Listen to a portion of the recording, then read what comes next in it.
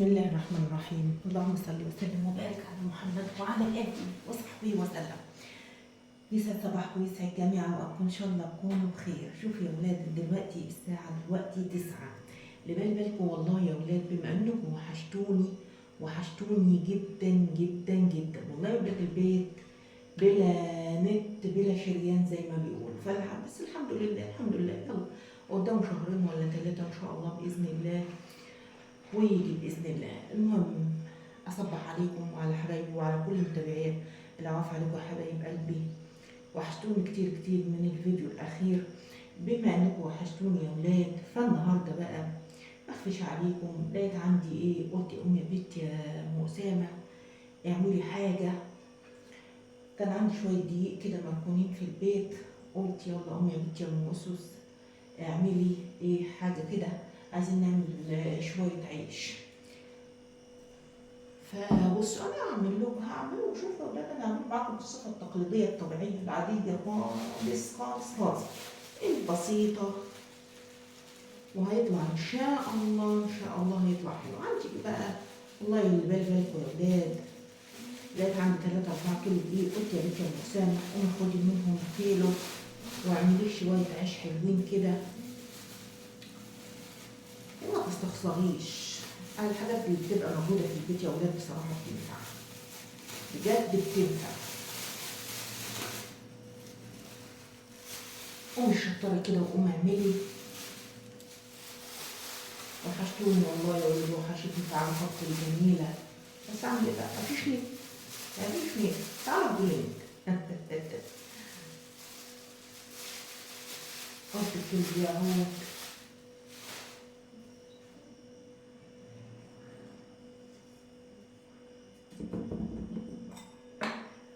وكالعادة كده يا ولاد رشة الملح البسيطة دي.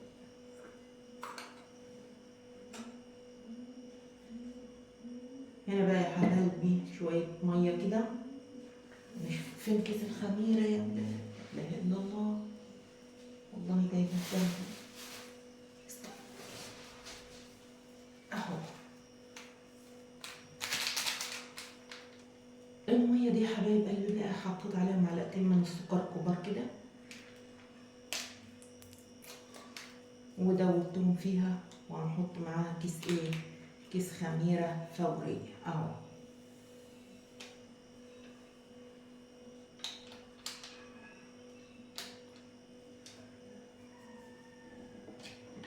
ونقلبهم مع بعضهم.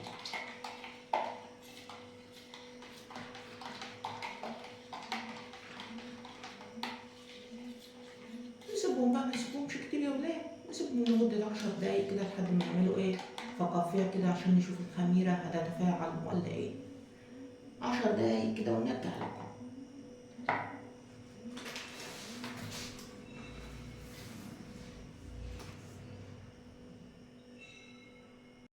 بما ان بقى يا حبايب قلب الخميره اتفعلت، بسم الله ما شاء الله يا ولاد، لو في الخميره ما اتفعلتش وعملت الفقاقيع اللي على الوش دهيت اوعوا تحطوها، لان هي هتبوظ لكم العيش وتبقى خسرانه، ما تنفعش ترموها تروحوا تجيبوا خميره تانيه. حطوها بقى شويه بشويه كده وتقلبوا، ودي بقى اعجني ان شاء الله، تعجني لمده نص ساعه، وهقول لكم بقى ايه لو لزقت في ايديكم تعملوا ايه. اعجنوا بقى يا حبايبي لحد ما العجينه تبقى، اعجني على قد ما تقدري، ولو عايزه ميه كلك عينين وراس، واللي فيها عينين وراس تعمل زي ما بتعمل الناس. والله زمان يا جماعة الخير كان العجين ده ليه شنة ورنة، وكان أهل الحتة كلهم يا حلاوة يا ولاد. ده انتوا بتعملوا دلوقتي في فرن غاز، ده كانت زمان الحريم تتجمع حوالين الفرن بالطينة، وكان العجين ده اهو يبقى له يوم في الأسبوع يتلموا كلهم يعملوا بقى يخبزوا العيش. وكانت الست زمان تتعب وتتعب، اما احنا دلوقتي نتعب ايه يا ولاد؟ ده احنا دلوقتي بنعمله في فرن بالغاز، ولا تعب ولا حاجة.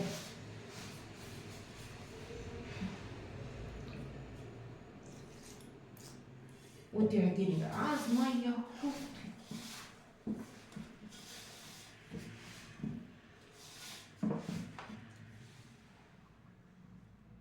يبقى اللي بالكم يا ولاد، هو عايز شوية مية، وانا اجيب له حبة مية وارجع لكم.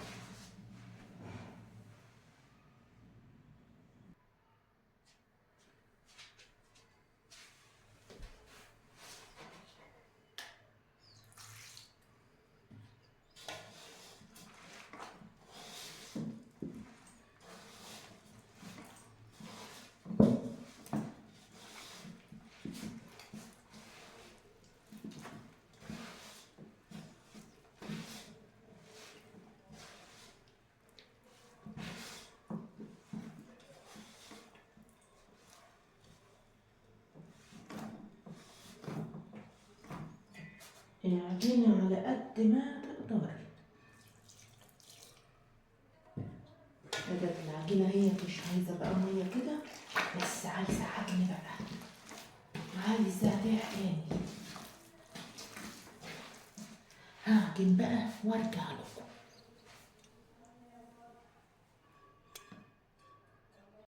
بصوا بقى يا ولاد، بصراحة اللهم صل على النبي، يعني بصي العجين ده طلع لوز اللوز بجد بجد، ما خدش في ايدي حاجة خالص. بس انا بقى اللي فضلت اعجن واعجن لمدة كده اكتر من ربع ساعة، بس لحد ما بسم الله ما شاء الله. بصوا العجين، اللهم صل على النبي، بص ناعمة كده ومسا وجميل.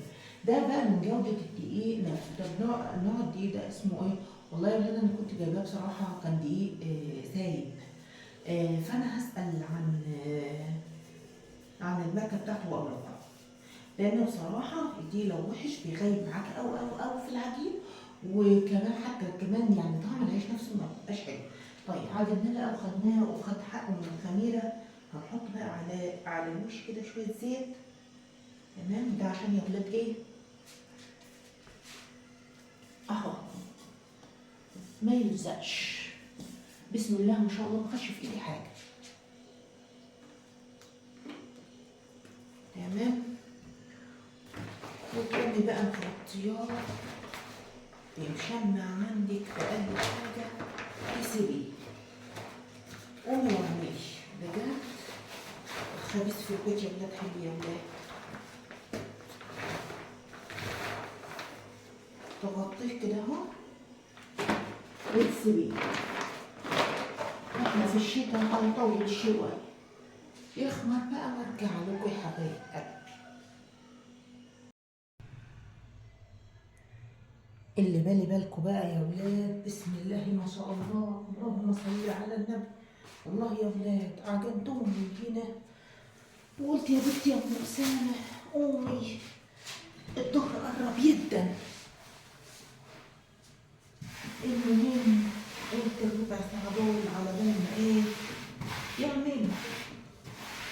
يا دوب شربت كوبايه الشاي من هنا، واللهم صل على النبي، بسم الله ما شاء الله، لقيتهم خمروا. قلت يلا نقرصهم بقى. والله يا ولاد الناس زمان كانت كلها خير وبركه. يا اختي ان شاء الله يكون بعيش ودقه مش مسطوره، مسطور. قابلت يا اختي لو ايه، لو جات لي الضفه دلوقتي وقدمت لها عيش ودقه لا تطلع بلحمك السود. والله يا ستي الناس كلها كانت زمان خير وبركه، ايه اللي جرى يا ناس؟ يا حول الله يا رب. وده موجود حبة دل عندها.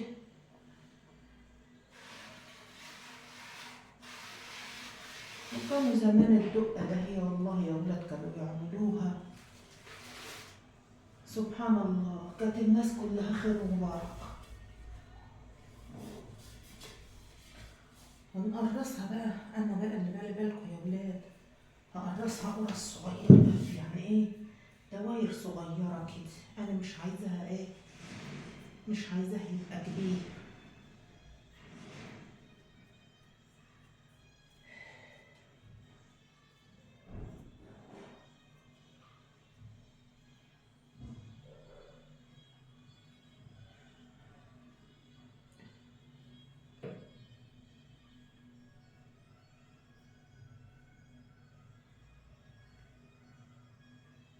عايزاه كده صغير وخلاص.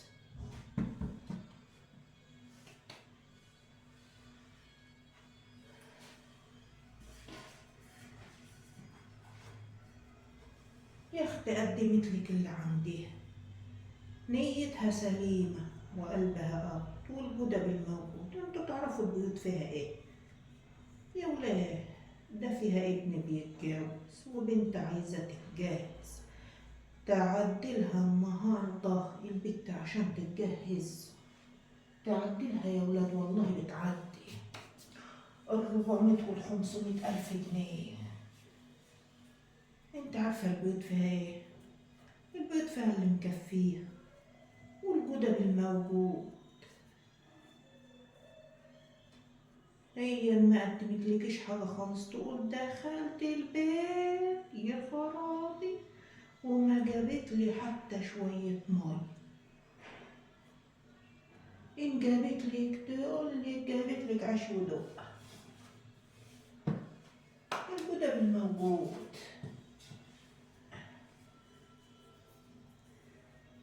خليكي ستر الغطا على العالم، انت عارفة البيوت فيها ايه. صحيح يعني يا ولاد مش هنقدم لهم عيش ودقة، بس يعني اهو يعني بنقول مثال. يعني مثال ايه؟ لو انت يعني ما عندكش حاجة خالص قدمي لها ان شاء الله يا اختي، تقدمي لها عيش ودقة والجودة بالموجود. انما هي عملت اللي عليها وانت يا اختي طلعت تنشري بيها. انا بقول مثال يا ولاد، انا الحمد لله محدش قال عليا حاجة والجودة بالموجود.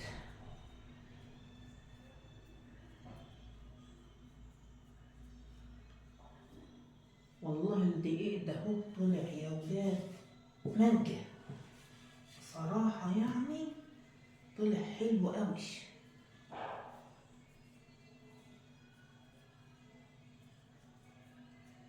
ولو اني حاطة عليه سكر ولا بيلزق ولا بتاع، وان لزق ممكن يلزق عادي، حط في ايدك شوية زيت او عفري ايدك بالدقيق او بالمي، يعني كلها تمشي. الجدة بالموجود.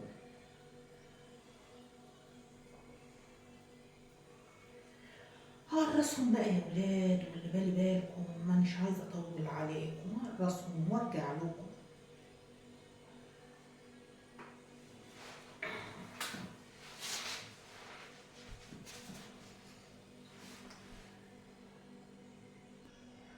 قرصناه بقى يا ولاد تقريصة سريعة كده، وبعدين هنسيبه بس لمدة ربع ساعة يرفع كده هوت، بس نغطيه بالمشمع عشان وشه ما يشققش، لان احنا انتوا عارفين ان احنا في الشتاء اهو. علشان بقى هاجر اروح اصلي وارجع بقى لكم تاني. بص بقى يا ولاد، صلينا ورجعنا بسرعة ونقعد علشان خاطر ايه؟ نبطط بقى العيش. لازم تحصل غلطة كده يا ولاد، بس عادي يا ولاد عدوها لنا عاد، وتمسكوا لنا على الواحدة يعني. المهم ايه؟ المشمع لزق في العجينة من فوق، محلول يا محلول. شوفوا بقى يا ولاد، بس ببالي بالكم ولا أجدع فلاحة. العيش عجبني أوي يا ولاد، عجبني أوي أوي أوي. أنا طبعا مش هكبره أوي، هفرده كده أهو على الطبلية كله واحدة واحدة، مش عايزة أفكر، مش هنخليه لا تخين ولا ايه ولا رقايق. وبمناسبة ذكر الفلاحة بقى، أنا مش عارفة إيه اليومين دول نازلين تنمر على الفلاحين ليه يا ولاد؟ لولا الفلاح ما كانش ابو بدله ارتاح. تنمر ليه؟ ده احلى لقمه تاكلوها من ايد الفلاحين.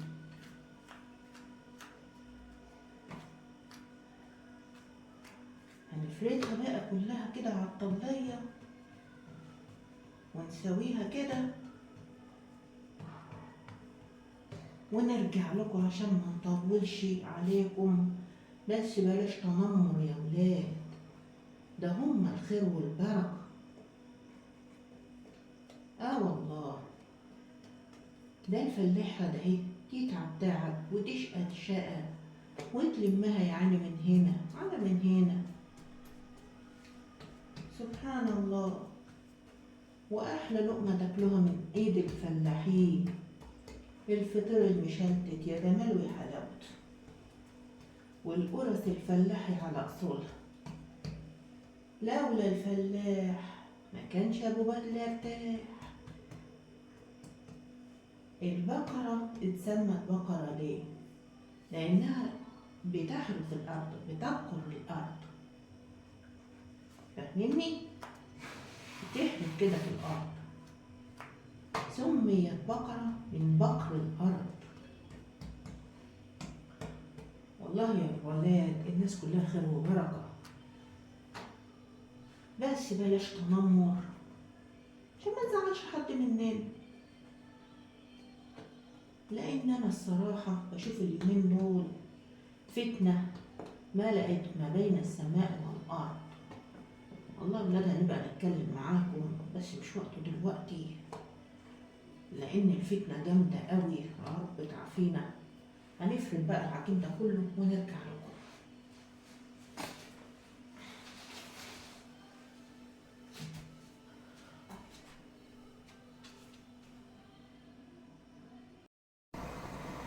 هنا بقى يا حبايب قلبي رصيت العيش على السابة وبعدين ولعت الفرن زي ما انتوا شايفين كده، هدي من تحت ومن فوق. اللهم صل على كامل النور يا ولاد، يا جماله يا ولاد، يا حلاوته يا ولاد. بسم الله ما شاء الله، حاجة كده عالي العالي. محلها عيشة الفلاح يا ولاد. ماله يا ولاد؟ الرغيش طالع مشمر ومقمر. شوفوا يا ولاد، يا خراش، يا جمال ويا جمال. حطيتهم بقى على بعضهم وحطيتهم في كيس وحطيتهم في الفريزر. وإذا وصلتوا معايا لحد هنا لايك مجدع منكم، لايك فضلا وليس أمر.